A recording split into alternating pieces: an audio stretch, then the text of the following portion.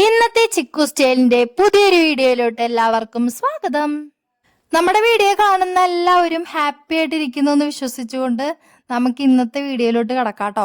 ഞാൻ ഇന്ന് കാണിക്കാൻ പോകുന്നത് ഞാൻ സൺഡേ ഉണ്ടാക്കിയിട്ടുണ്ടായിരുന്ന ബീഫ് കൊണ്ടാട്ടമാണ് കേട്ടോ. അപ്പം അതെങ്ങനെയാണ് ഞാൻ ഉണ്ടാക്കിയതെന്നാണ് ഇവിടെ നമ്മളിന്ന് വീഡിയോയിൽ കാണിക്കുന്നത്.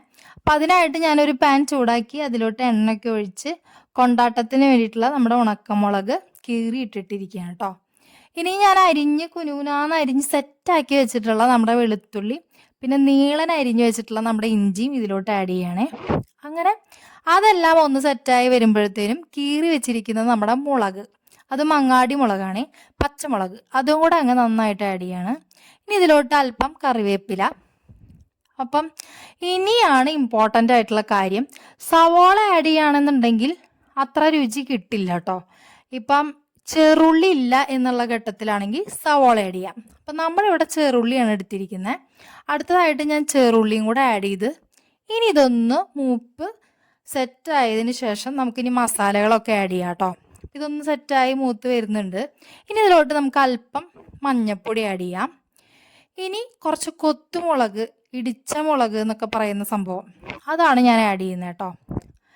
പിന്നെ ഇത് നെക്സ്റ്റ് സംഭവം, നന്നായിട്ട് കളറ്, ഒരു റെഡിഷ് കളറ് കിട്ടാൻ വേണ്ടിയിട്ട് കാശ്മീരി ചില്ലി അത് കുറച്ച് ആഡ് ചെയ്യുന്നുണ്ട്.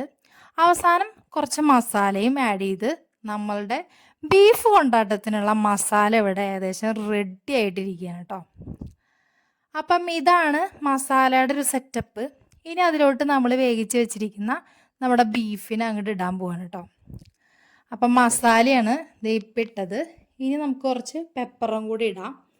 അതും കൂടെ ആയി കഴിഞ്ഞാൽ നമ്മളുടെ ബീഫ് ഇവിടെ സെറ്റാണ്, അതും ബീഫ് കൊണ്ടാട്ടമായിട്ട്. അപ്പം ഇത് ഞാൻ നന്നായിട്ടൊന്ന് പാൻ ഇട്ടിട്ട് കുലുക്കുകയാണ്, ആ ബീഫൊക്കെ ഒന്ന് സെറ്റായി എല്ലാ മസാലയൊക്കെ ഒന്ന് പിടിച്ച് സെറ്റാകാൻ വേണ്ടിയിട്ട്. അപ്പം അതൊക്കെ ഒന്ന് കാണിക്കുന്നുണ്ട് വീഡിയോയിൽ. അപ്പം ജസ്റ്റ് ഒരു ഷോ. അപ്പം അങ്ങനെ നിങ്ങൾക്ക് ഈ വീഡിയോ ഇഷ്ടപ്പെട്ടെന്ന് വിചാരിക്കുന്നു. നിങ്ങൾക്ക് വീഡിയോ ഇഷ്ടപ്പെട്ടാൽ ലൈക്ക്, ഷെയർ, സബ്സ്ക്രൈബ്. മറ്റൊരു വീഡിയോയിൽ നമുക്ക് വീണ്ടും കാണാം കേട്ടോ. എല്ലാം പറഞ്ഞതുപോലെ ബൈ.